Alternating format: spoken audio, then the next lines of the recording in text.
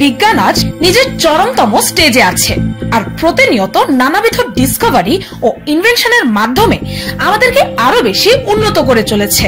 গত 100 বছরে বিজ্ঞান যতটা উন্নতি করেছে, মানব ইতিহাসের শুরু থেকেও এত বেশি উন্নতি করা সম্ভব হয়নি।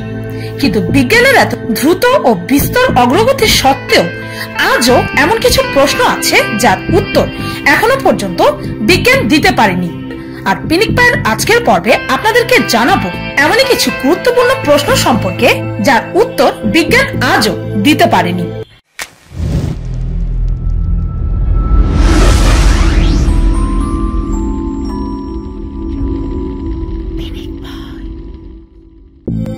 সৃষ্টিকর্তার অস্তিত্ব কি আছে? সৃষ্টিকর্তাকে আমরা অনেক নামে ডাকি, যেমন আল্লাহ, ভগবান, গড ও খোদা। এই পৃথিবীর প্রায় সকল ধর্মই এটি মানে যে এই পৃথিবী ও এই মহাবিশ্ব সৃষ্টি করেছেন সৃষ্টিকর্তা। কিন্তু বিজ্ঞান সবসময় এই উক্তিটির সাথে দ্বিমত পোষণ করেছে। সায়েন্সের মতে 13.7 বিলিয়ন বছর আগে বিরাট বড় এক বিস্ফোরণ ঘটেছিল, যে বিস্ফোরণকে আমরা বিগ ব্যাং বলে জানি। আর সেই বিগ ব্যাং এর পরে আমাদের এই ইউনিভার্সের সৃষ্টি হয়েছিল। কিন্তু বিগ ব্যাং এর আগে কি হয়েছিল বা কিভাবে এই বিগ ব্যাং হয়েছিল তা কারোই জানা নেই। তাছাড়াও এই পৃথিবীর সর্বপ্রথম প্রাণ কিভাবে একটি প্রাণশূন্য পদার্থ থেকে জন্ম নিয়েছিল তার উত্তরও বিজ্ঞানীরা আজ পর্যন্ত দিতে পারেনি। ম্যাথমেটিশিয়ান রজার পোরোস আমাদের এই ইউনিভার্স লিভিং অর্গানিজম নিয়ে জন্ম হওয়ার প্রবাবিলিটি বের করেছে, যার সম্ভাবনা ছিল 0-র কাছাকাছি। এই প্রশ্নটি সর্বকাল থেকে থাকলেও আজ পর্যন্ত ঈশ্বর আছে কি নেই এর উত্তর বিজ্ঞান দিতে পারেনি।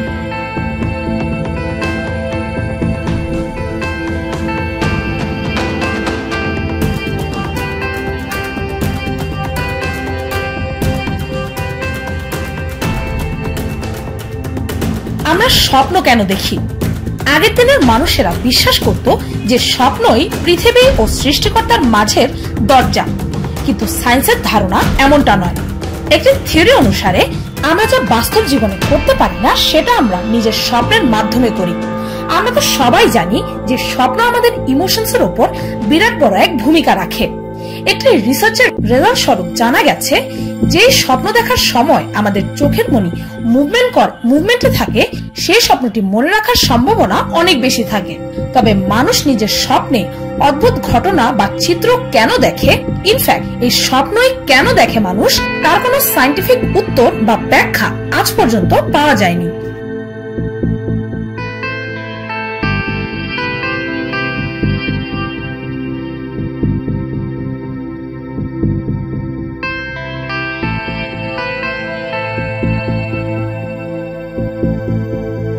মরার পরে কি হয়? এই মৃত্যু নিয়ে ও মৃত্যুর পরের জীবন নিয়ে অনেকের মনে অনেক জল্পনা কল্পনা আছে। আর বিজ্ঞানীরা মৃত্যুকে দুইটি ভাগে বিভক্ত করেছে। একটি হচ্ছে ক্লিনিক্যাল ডেথ, আরেকটি হচ্ছে বায়োলজিক্যাল ডেথ। যখন কোনো মানুষের মস্তিষ্ক কাজ করা বন্ধ করে দেয় তখন তাকে ক্লিনিক্যালি ডেড বলা হয়।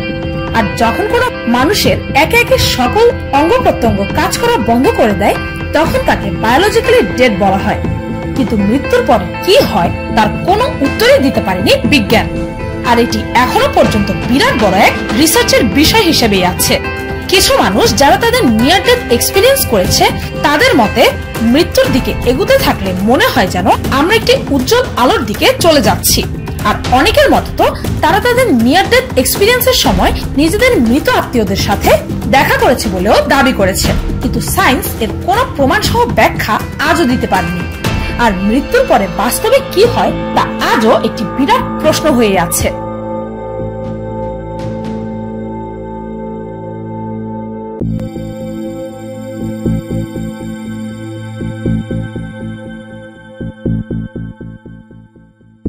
ব্ল্যাক হোলের ভেতর কি আছে?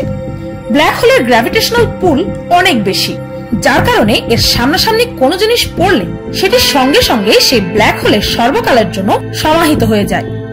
যদিও অ্যাস্ট্রোনমাররা আজ এই ব্ল্যাক হোল সম্পর্কে অনেক তথ্যই বের করতে সক্ষম হয়েছে, কিন্তু ব্ল্যাক হোলের ভেতরে কি আছে তার উত্তর কেউই দিতে পারেনি। আইনস্টাইনের মতে ব্ল্যাক হোল নিজে নিজেই বা নিজের মধ্যে সমাহিত হতে থাকে আর অনন্ত রূপের থেকে আস্তে আস্তে ছোট হতে থাকে। আবার অনেক সায়েন্টিস্টদের মতে এই ব্ল্যাক হোল হতে পারে অন্য ইউনিভার্সের প্রবেশ দুয়ার, যার সাহায্যে আমরা অন্য ইউনিভার্সেও যেতে পারবো। কিন্তু দুর্ভাগ্যবশত এখনো পর্যন্ত এ সকল থিওরি প্রমাণ করার মতো এত উন্নত আজও আমরা হইনি, আর তাই এ সত্য আজ একটি রহস্য।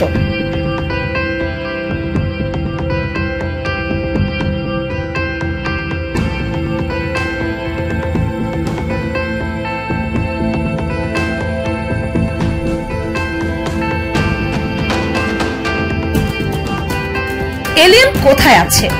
সরাসরি এলিয়েন আছে কি নেই এই প্রশ্নটি না করে বিজ্ঞানের আজ প্রশ্ন হচ্ছে এলিয়েন কোথায় আছে। কেননা বিজ্ঞানের মতে এই বিশাল মহাবিশ্ব ছাড়িয়েও আছে আরো অনেক অনেক মহাবিশ্ব, আছে অনন্ত মহাশূন্য, আরো আছে অগণিত গ্রহ নক্ষত্র।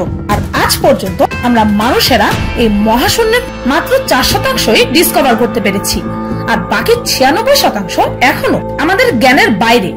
আর বিজ্ঞানীদের মতে এমনটা হতেই পারে যে অনন্ত মহাশূন্যে পৃথিবী ছাড়াও কোথাও না কোথাও প্রাণের অস্তিত্ব নিশ্চয়ই আছে, কিন্তু তবুও আমরা পৃথিবী ছাড়া অন্য কোথাও প্রাণের অস্তিত্ব খুঁজে পেলাম না। এটা সত্যি অবাক করার মতো বিষয়। আর একটি প্রশ্ন অনেক বিজ্ঞানীদের মাথায় সর্বদাই ঘুরপাক খায় ও তাদেরকে কনফিউশনে ফেলে রাখে যে কোথায় আছে এই এলিয়েন। আর তাদের এই কনফিউশনটাকে তারা একটি ইকুয়েশনের আকার দিয়েছে, যাকে বলা হয় ড্রেক ইকুয়েশন। আর এই ইকুয়েশনের মতে আমাদের ইউনিভার্সে মিলিয়নস অফ নক্ষত্রে ভর্তি, যা আমাদের সূর্য থেকেও অনেক পুরাতন। যে সকল নক্ষত্রের চারপাশে নিশ্চয়ই আমাদের পৃথিবীর মতো জীবনধারী অনেক গ্রহই প্রদক্ষিণ করছে, যে সকল গ্রহে অ্যাডভান্স লাইফের অস্তিত্ব থাকতে পারে। তাহলে প্রশ্ন হচ্ছে, যেহেতু তারা আমাদের থেকেও বেশি অ্যাডভান্স হতে পারে, তবে তারা কেন এখনো পর্যন্ত আমাদেরকে খুঁজে বের করতে পারেনি? তারা কি আমাদের কাছে আসছে, নাকি এখনো তারা অনেক দূরে আছে? নাকি আমরাই এই ইউনিভার্সের সবচেয়ে বুদ্ধিমান প্রাণী, আর আমাদের মতো আর কোন গ্রহের প্রাণীরাই এই ভাবনা পর্যন্ত আসতেই পারেনি? নাকি আমরা এই সমগ্র মহাবিশ্বে ইনডিড একা আছি? এ সকল প্রশ্নের উত্তর এখনো পর্যন্ত প্রমাণ সহ দিতে পারেনি বিজ্ঞান।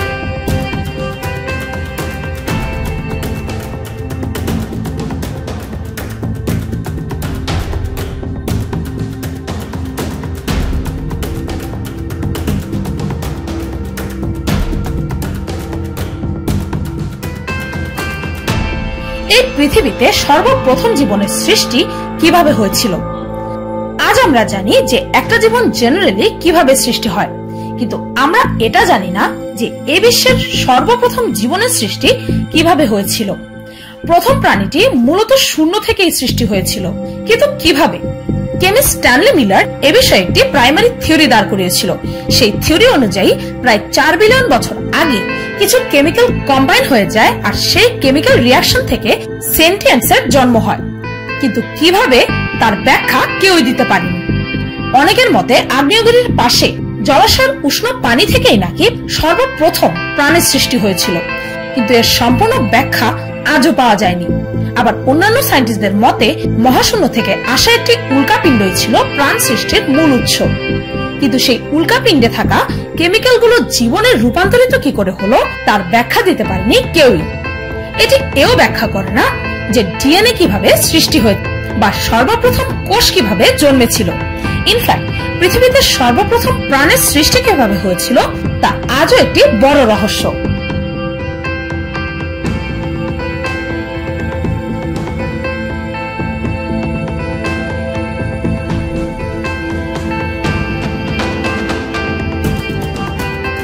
আমার এই লিস্টে থাকা প্রশ্নগুলো ছাড়াও এমন আরো অনেক অনেক প্রশ্ন আছে যেগুলোর উত্তর এখনো পর্যন্ত বিজ্ঞান দিতে পারেনি। ভিডিওটি এই পর্যন্তই, তবে এই ভিডিওটির সেকেন্ড পার্ট দেখতে হলে কমেন্টে জানাতে ভুলবেন না যেন। এই হচ্ছে আমার পার্সোনাল ব্লগ চ্যানেল ফাল্গুনিস ব্লগ। আমার এই চ্যানেলটিতে আমি প্রতি সপ্তাহে একটি করে ব্লগ ভিডিও আপলোড করি, আর ভ্যালেন্টাইন্স ডে উপলক্ষে আমি 14 ফেব্রুয়ারি এই চ্যানেলটিতে একটি ভ্যালেন্টাইন স্পেশাল ভিডিও আপলোড করেছিলাম। সেই ভিডিওটির লিংক এই ভিডিওর ডেসক্রিপশন ও ফার্স্ট কমেন্টে পেয়ে যাবেন। আপনাদের সকলের সাপোর্ট আশা করছি। আর ভিডিওটি ভালো লাগলে একটি লাইক দিতে ভুলবেন না যেন। আর আমার চ্যানেলটিকে সাবস্ক্রাইব করুন প্রতিনিয়ত এমন কিছু অদ্ভুত ও মজার সব ভিডিও দেখতে। আজকের মতো পর্যন্তই, দেখা হচ্ছে পরের ভিডিওতে।